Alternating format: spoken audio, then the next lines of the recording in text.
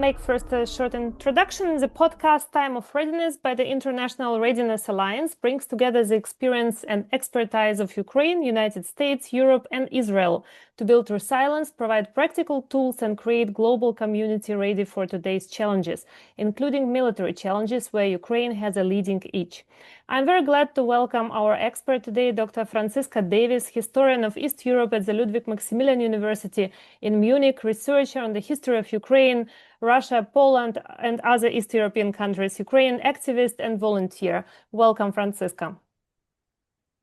Hi, thank you for having me. Dear Franziska, you're incredibly straight in criticizing the hesitation of the German government to send Taurus missiles to Ukraine, criticizing European countries hesitating to send troops to Ukraine. It seems that the important part of military support comes too late. How do you estimate the readiness of the new German government now to support Ukraine further, and is Europe still showing enough solidarity with Ukraine?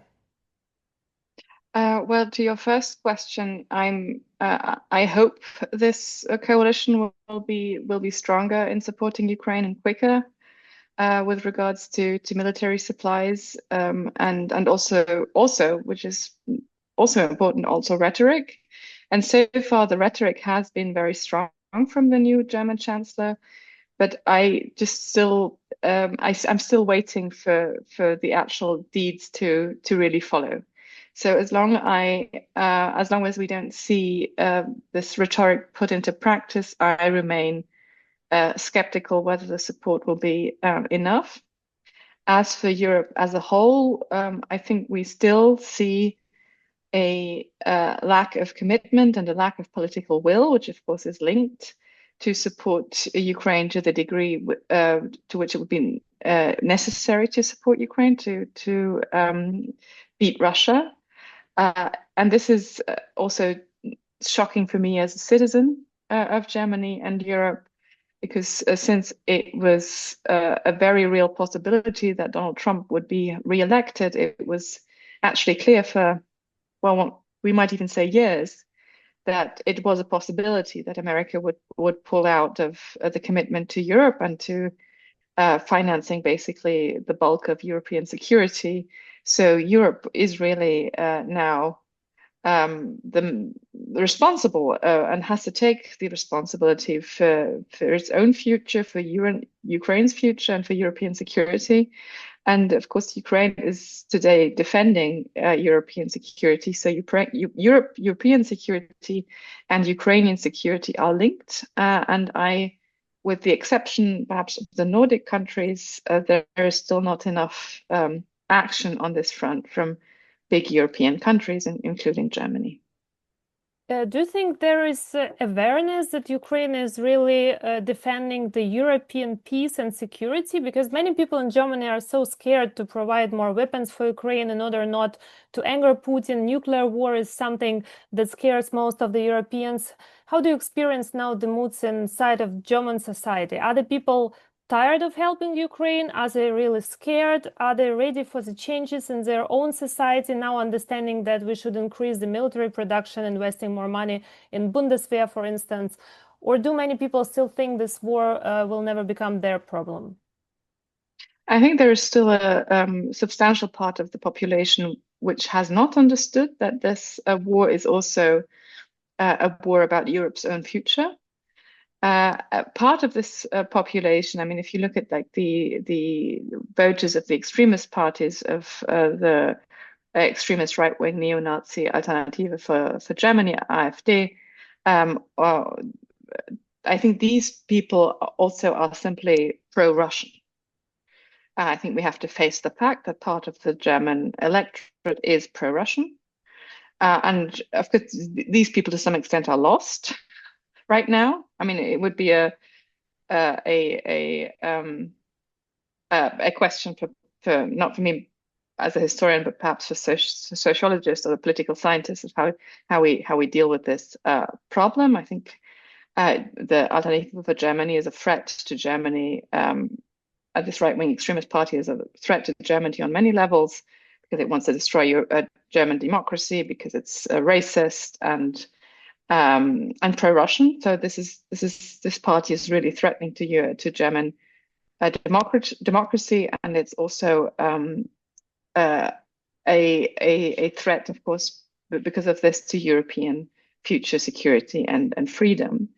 But then there are also parts of the population who vote for democratic parties, who I think have not understood the depth of the problem. We still have a majority of people in favor of military support for Ukraine. So that's in Germany. So that's good news. But I think it could be higher. But I think this hesitation or this fear or that too many people have still not realized that defending Ukraine means defending yourself. It's a future. It's an investment into the security of your children and grandchildren. I think this is also linked to the lack of political communication. I mean, we always had these since the full-scale invasion in Germany under the Social Democratic government, or the government led by the Social Democratic Party under Chancellor Olaf Scholz. We, like every new weapon type, we had these discussions. Will these lead to escalation? So politicians have kind of fed into this fear. I think I am actually convinced, it's hard to prove, of course, because it's counterfactual, but I am actually convinced if politicians had the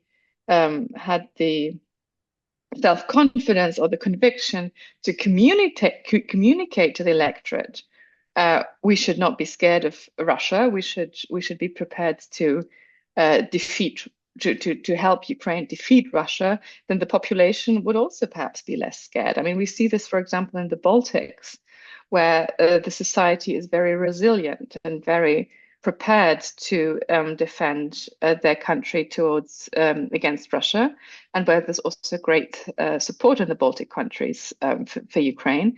And I think another big difference between Ukraine, the Baltics, and on the one side, and Germany on the other side, I think that there is a big difference with Ukraine is kind of simply due to the fact that Ukraine is at war and Germany itself at present is not. But in the Baltics in particular, there is an understanding that defense is not just the task of the armed forces, it's also a task for society. It's also for society has to become resilient. It's not something we can completely externalize. And I also see a lack, at least for many politicians, a lack of readiness or preparedness to face these facts. That we do live in a different world. We can't rely on America anymore for security. We do have this huge threat by Russia, not only very obviously now this attack on Ukraine, but that Russia's attack on Ukraine is an attack against the whole of Europe, and that Russia's long-term goal is to dominate Europe and to destroy the European Union. And so we live in a dangerous world.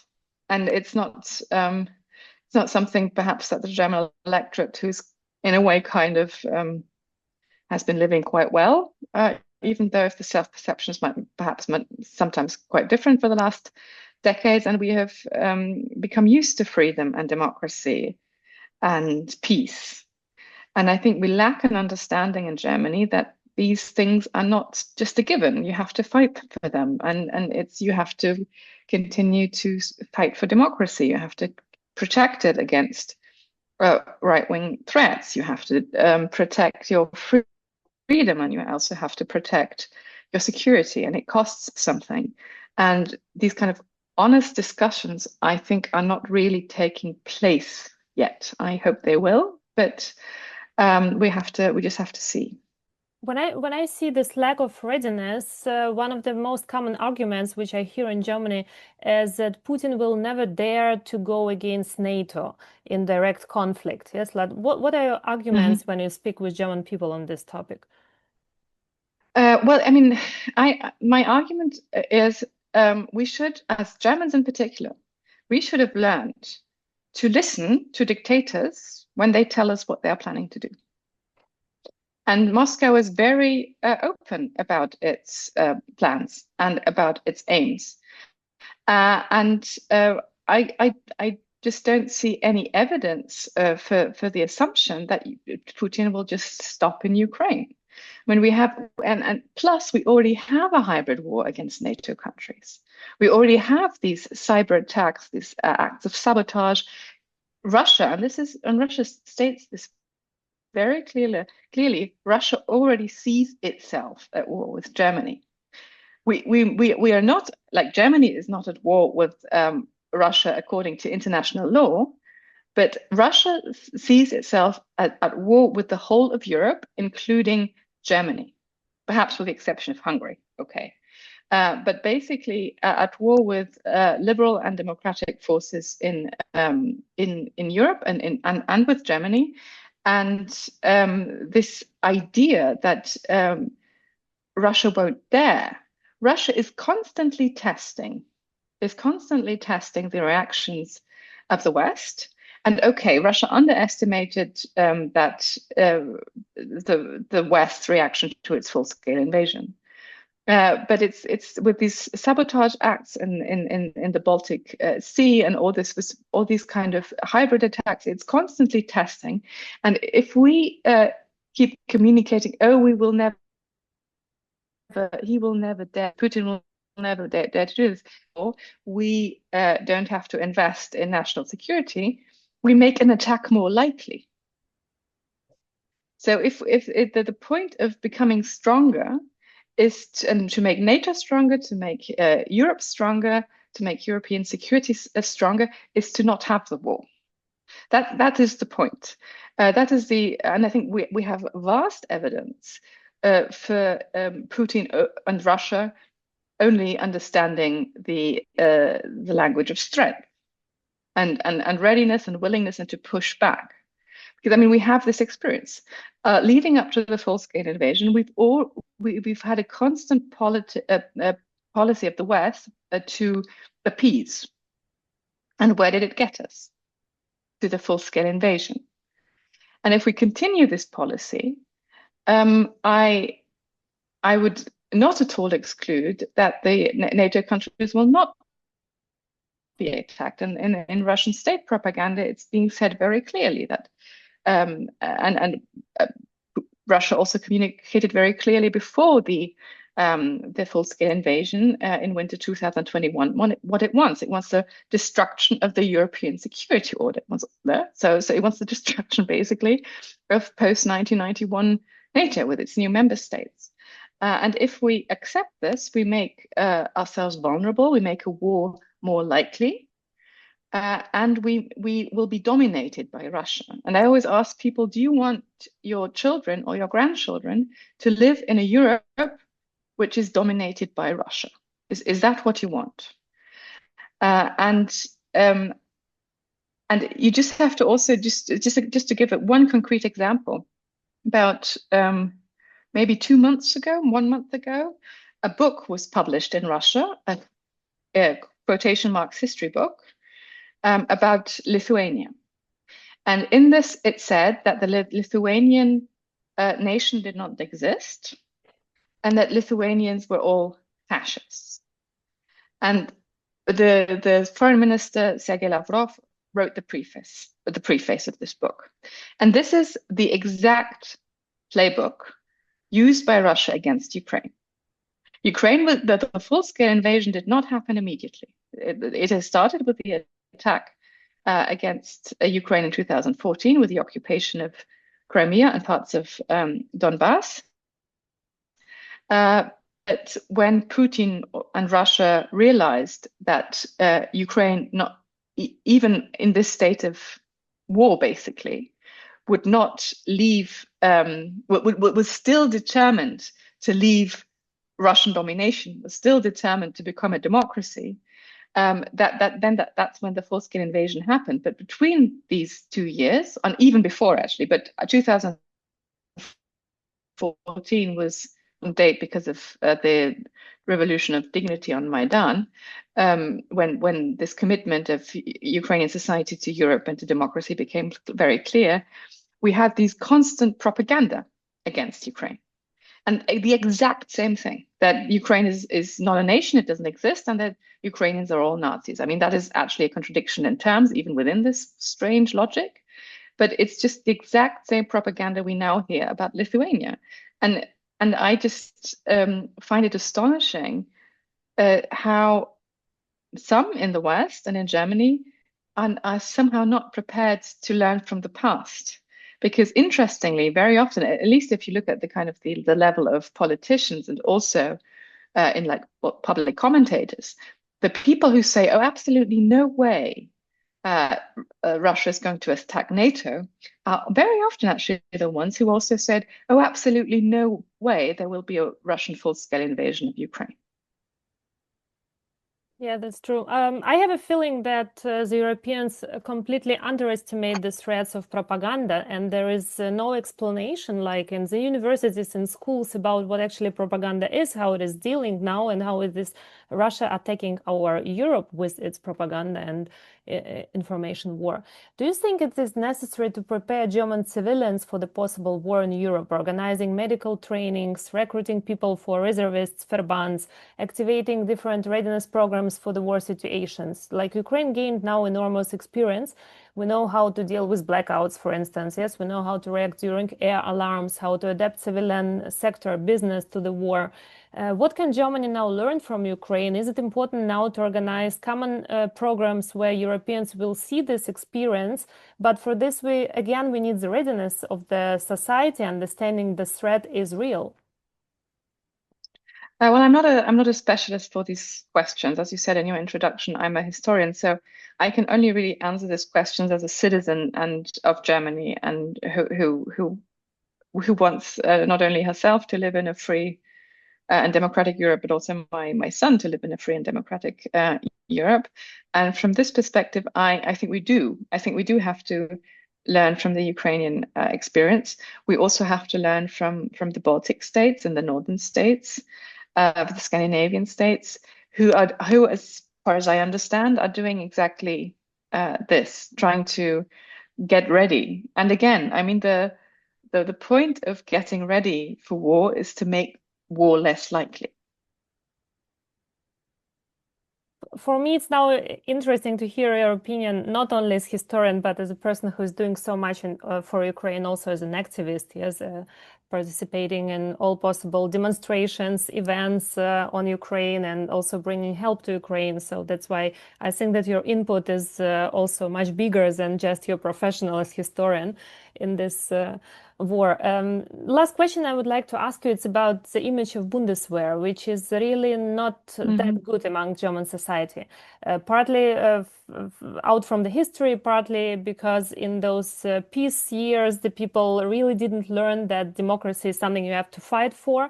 What steps are now necessary to change this? Or do you think is it necessary now to build a new strong image of Bundeswehr? Is something going on, changing in Germany in this direction? I think to some extent for parts of the population, it's definitely changing. I mean, I can include myself in that, just from my personal experience. I mean, in a way, I'm a very kind of a typical spoilt West German person who grew up in the 1980s and 1990s, when we had this idea that everything was going to be okay and that the Cold War ended and now everybody's going to be friends, and what do you need the Bundeswehr for, and this kind of things. And with the war in Ukraine, starting from 2014, but then in particular after 2022, my personal relationship and my personal reaction when I would see German soldiers has also changed. I remember just I was on a train a couple of months ago with my son, and soldiers came in, and he asked me, he's quite small, he asked me whether they were policemen, and I said no, they're soldiers. And he asked me what they would do, and I said, well, if Russia attacks, so you can kind of see what kind of conversations we have at the kitchen table. But so no, if Russia or Putin would decide to attack us, they would protect us. They're very brave people. And I'm not sure I would have given that answer 10 or 15 years ago.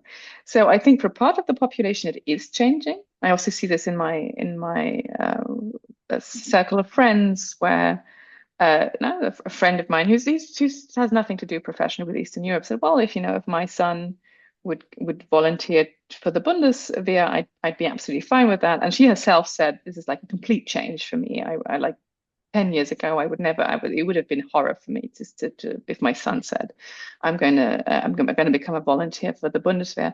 So I think in parts of society it is changing, but there's still a lot of work to be done.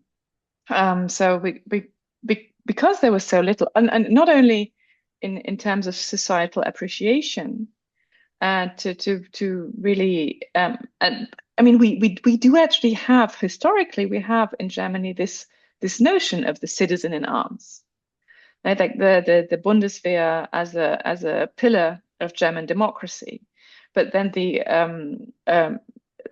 kind of liability to military service, like regular liability, that every young male would be liable to serve for a year to get basic training, that was abolished a couple of years ago, and since then, particularly since then, I mean, the Bundeswehr is just underfinanced and also does not have a particularly good image. And I do think we need both.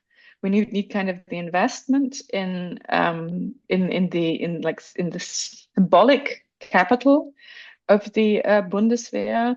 We also just need financial investment. But what we also need, and I think which is also for at least the parts of the more left-wing populace, a reason for skepticism towards the Bundeswehr, is that we do have also problems with right-wing structures in the Bundeswehr. So I think, and all these three things must be addressed. We have to make clear, serving in the Bundeswehr is an attractive career choice, and it's also about defending freedom and democracy in Europe. We have to just financially invest in the Bundeswehr, and of course we have to make sure that the people who serve there are Democrats, committed to our constitution, to our democratic constitution. Dear Franziska, thank you so much. Every time I'm in Ukraine, I see how important it is for the people in Ukraine to know that there are Europeans like you who are fighting for Ukraine, doing everything you're doing. So thank you so much for your support. It was a pleasure talking to you today. Thank you for having me. Thank you very much.